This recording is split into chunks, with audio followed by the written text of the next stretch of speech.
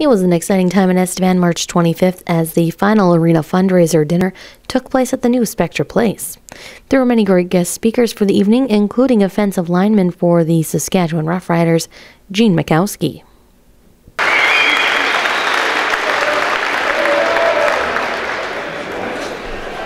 guess I'll go first here. I didn't make it on the program. I'm replacing the infamous Jim Hobson. He couldn't be here tonight, but it's okay. We're in the same weight category. Pretty much the same age bracket now. But they, the guys from the Estevan dinner here said they called the riders and they said we need somebody really badly. And Makowsky's really bad, so we got him. We had a little trouble finding a place. Estevan's not that big, but Darren's never been here before, so just decided to go to this house and see if he can give us directions to this place. So kid answers the door. We were a little taken aback. He had a Playboy magazine in his hand. He was smoking a cigar. Looked like he was about 10 years old, and I was surprised by that. Asked him, "Hey kid, is your mom home?" And he said, "What do you think, stupid?"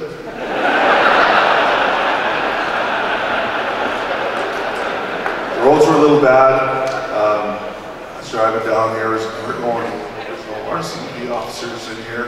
We're going about 150 down the highway. Durant, I was getting a little worried with the ice and everything. And he said, "What are you doing? You're going 150. I said, so are you.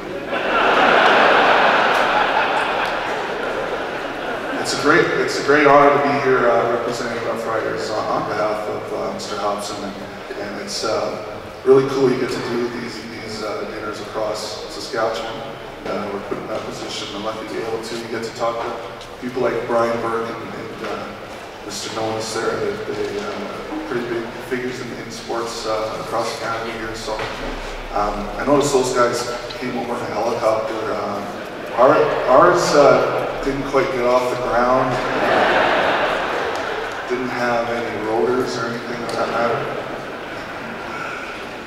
But that's cool. I mean, these guys are obviously very busy this time of year, so for them to come all the way up here is pretty special. And those guys really get it, and they're really a credit to their sport for coming and helping us out. So good for them.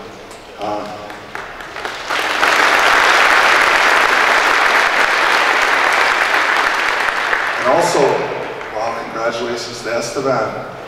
I mean, you guys get things done. I mean, to build a rink like this in the amount of time you've done it, and I'd be remiss if I didn't mention what's happened in minor football here. 3 years ago, and starting from nothing with no infrastructure, with no coaches, with no equipment, and what you built in 3 years is just amazing. I was lucky to coach my son for the first time this year in the Adam League, in the Regina Minor League. And the first game we played was against Estevan this year. And after the game, I got to meet the coach. I wish I remembered his name right now. But this is a gentleman that had not ever coached football before, didn't have his son on the team, but got his daughter involved as a manager.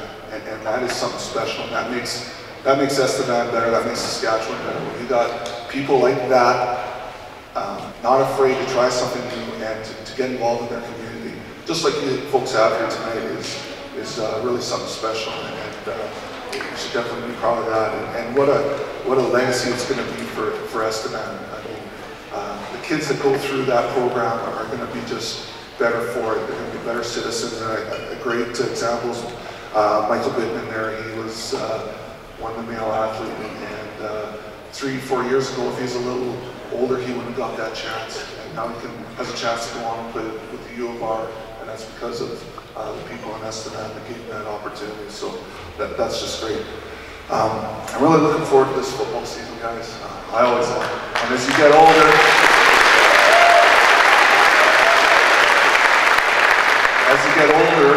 such as myself, you get a little older, or a lot older, you look forward to it more and more because there's not many left, I know. And it's a special time of year when the weather starts to turn, and it's going to be downhill soon here for football season. I know if you're like me, I can't wait. If you're like me, we both can't wait, sorry. You know, and one of the reasons I'm really looking forward to it is we have a quarterback, you know, a guy that we've developed rather than getting some of these leftovers kind of thing, and I don't know if that was an appropriate word. Sorry about that. But Darian's quarterback's obviously the most important position on the field, right? And Darian's a guy that is someone we can definitely get behind. He works really hard. He's in there as early as I am. I used to open the place, but he's often there earlier. That's a good sign. When a younger guy like that cares so much and wants to get better and wants to improve, and when he's on the field at practice, he's all business. And it wasn't always that way in some of the guys we had before. You know, when your best players are your hardest workers, that really sets an example that everyone has to follow and sets the bar really high. And everyone has to work to live up to that. And I think that's something we've got on our team. And that's something I'm looking forward to. I wish I was 10 years younger so I could be around a little longer, but things look bright for this upcoming year and in the near future. So we've been in the Grey Cup 3 of the last 4 years. And you know, I think we can definitely get back there. I know we've got a new coach and we've had a lot of changes over the last few years. That's the nature of pro football, but there is going to be change and that's part of it. But Greg Marshall's a new head coach, and I can tell you he's a first-class person. He has a lot of experience. He's a player's coach. He cares about guys. And one quick little story: when I think I had won the top lineman award several years ago. He was a coach on another team, but he took the time. I know he's very busy, but he took the time to call me and just say congratulations and thought I really deserved it. It was about time and that kind of thing. And that's something I always remember because he obviously didn't have to do that. And like I said, he was with another team, but I've been able to work with him early in my career, and from that experience, he's just a first-class individual and a guy that I know guys will play for. So I know the Riders and the Leafs, I believe I read somewhere, are number 1 and number 2 were just behind the Maple Leafs in merchandise sales for a city, for a province of 1 million people. Isn't that incredible? That's unbelievable. And that's thanks to you guys. I mean, we're not just the Regina Rough Riders, obviously, we're the Saskatchewan Rough Riders, and I know there's a huge contingent of Rider fans down in the southeast part of the province, and we appreciate that so much. Games are at night, you have to drive home 2, 3 o'clock in the morning, so thank you so much for doing that and making the team what it is today. And again, speaking of merchandise, this dinner is pretty popular, right? And it's well renowned in our locker room because apparently several years ago Scott Schultz was here and he was bragging to everybody that his jersey went for some ridiculous amount of money. It's a low 5 figures, he told me. And so, you know, I don't have a lot of, you know, personal achievements that I can point to. So hopefully, I think we got a jersey here. Maybe we can get mine so we can eclipse Schultz and I can get that up on it. So that'd be great. Again, so congratulations, Esteban. Thank you so much for your support. That's it for me. There's Jerry Brown.